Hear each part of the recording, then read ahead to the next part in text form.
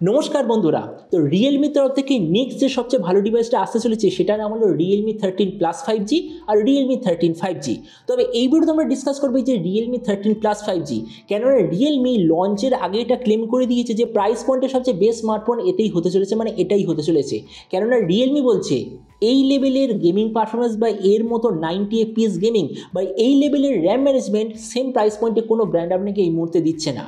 তো এই জন্য এই ভিডিওতে আমরা ডিসকাস করবো যে রিয়েলমি 13 প্লাস 5G যে আসতে চলেছে এটার পুরো ডিজাইন, স্পেসিফিকেশন আর প্রাইস, আর যে দাম এটা লঞ্চ হবে তো সেই দাম এটা কি সবচেয়ে ভালো ডিভাইস হবে কি হবে না, এই ভিডিওতে আমরা এটা সম্বন্ধে আলোচনা করব। তো চলো শুরু করা যে ভিডিওটা কোনো সময় নষ্ট না করে, আপনি যদি গ্যাজেটাল বাংলা চ্যানেল প্রথমবার আসেন আর এরকম বাংলা টেক ভিডিও ডেইলি দেখতে চান তাহলে গ্যাজেটাল বাংলা চ্যানেলটা সাবস্ক্রাইব অবশ্যই করে নেবেন। তো প্রথমে আমরা আলোচনা করবো এই স্মার্টফোনের ডিজাইন সম্বন্ধে। তো যেমন আপনি দেখতে পাচ্ছেন এই যে রিয়েলমি 13 প্লাস 5G পেছন দিক থেকে দেখতে এক্স্যাক্টলি এরকম। ফোনটা টোটাল দুটো কালারে আসবে, একটা হবে ব্লু, একটা ব্ল্যাক। এর থিকনেস হবে 7.6 মিলিমিটার আর ওয়েট 185 গ্রাম। এর পেছন থেকে যে মেটেরিয়াল ওটা হলো প্লাস্টিকের ব্যাক কভার, সাইডে আছে প্লাস্টিকের ফ্রেম। ডিসপ্লের দিক থেকে এতে আপনি পাবেন 6.67 inch full HD plus 120 hertz AMOLED display, তার সঙ্গে 2000 হার্জের টাচ সামনিং রেট, 2160 হার্জের পিডানো ডিমিং রেট, 2000 নিটসের brightness, 20:9 aspect ratio, 93% screen to body ratio. ডিসপ্লের যে সার্টিফিকেশন সেটা হলো HDR 10+ সার্টিফিকেশন আর তার সঙ্গে পান্ডা গ্লাসের ডিসপ্লে প্রোটেকশন। তার মানে সোজা কথা বলতে গেলে যে প্রাইস পয়েন্টে আসে সেই হিসেবে ডিসপ্লেটা সত্যিই খুব ভালো। প্রসেসরের দিক থেকে এতে আপনি পাবেন ডাইমেনসিটি 7300 এনার্জি এডিশন। ক্যামেরার দিক থেকে আছে 50, 8 আর 2 রিয়ার ক্যামেরা, তার সঙ্গে 16 মেগাপিক্সেলের সেলফি। এই যে রিয়ার ক্যামেরা ওটা হলো IMX882, যেটার সঙ্গে আছে OIS এর অপশান। এই যে স্মার্টফোনটা আপনি টোটাল দুটো ভেরিয়েন্টে দেখতে পাবেন, একটা হলো 8/128GB, দ্বিতীয়টা 8/256GB।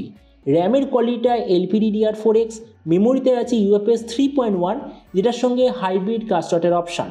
ব্যাটারির দিক থেকে 5000 mAh ব্যাটারি, সঙ্গে 80 ওয়াটের চার্জার, আর কানেক্টিভিটি হলো USB Type-C।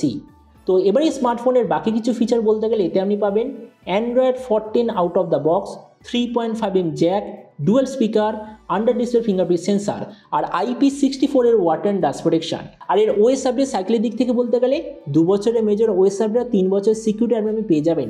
তো এবার সবচেয়ে মেন জিনিস, ফোনটা কি দামে লঞ্চ হবে। তো দেখুন, আমি এখনো পর্যন্ত যেরকম খবর পেয়েছি ফোনটা অফিসিয়ালি লঞ্চ হবে 20,000-এ, আর অফার নিয়ে যতদূর মনে হচ্ছে 18-19 হাজার টাকার আশেপাশে আপনি পেয়ে যাবেন। আর আপনাদের ভিডিওটা বাংলাদেশ থেকে দেখে থাকেন, বাংলাদেশে যদি এটা লঞ্চ হয় তো দাম হওয়া উচিত প্রায় 30,000 বাংলাদেশি টাকার আশেপাশে।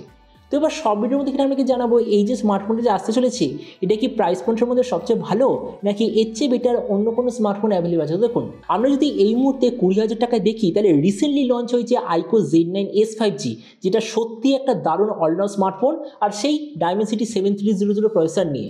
তো ওই জন্য আমরা যদি এখানে আইকো Z9s এর সঙ্গে কম্পেয়ার করি, প্রথমত ডিসপ্লে এই দিক থেকে আমি বলবো রিয়েলমি বেটার, কেননা রিয়েলমিতে আছে গেম খেলার জন্য ফ্ল্যাট ডিসপ্লে, সেখানে আইকোতে আছে একটু curve display, are generally curve ডিসপ্লেতে গেম খেলতে একটু প্রবলেম হয়। প্রসেসর এই দিক থেকে একটু ডিফারেন্স আছে, কেননা দুটোতেই আছে ডাইমেনসিটি 7300, কিন্তু রিয়েলমি যে ডাইমেনসিটি 7300 একটু বুস্টেড এডিশন, ওই জন্য এটার নাম হলো ডাইমেনসিটি 7300 এনার্জি। তো এই জন্য প্রসেসরের দিক থেকে রিয়েলমি বেটার।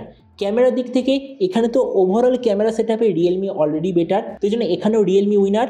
ভেরিয়েন্টের দিক থেকে এখানেও রিয়েলমি বেটার, কেননা আইকোতে আছে 8/128GB, LPDDR4X, UFS 2.2। রিয়েলমিতে কি আছে 8/128GB, LPDDR4X আর UFS 3.1। তো এই জন্য ভেরিয়েন্টের দিক থেকে রিয়েলমি বেটার।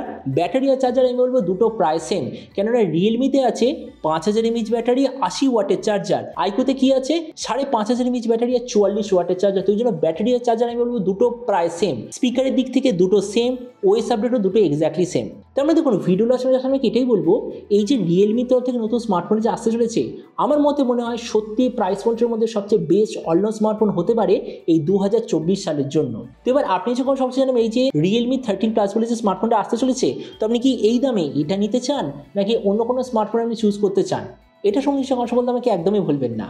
তো চলুন দেখা হবে আগামীকাল একটা টেক ভিডিওতে। Till then stay tuned, always remember think positive, be positive. Thank you.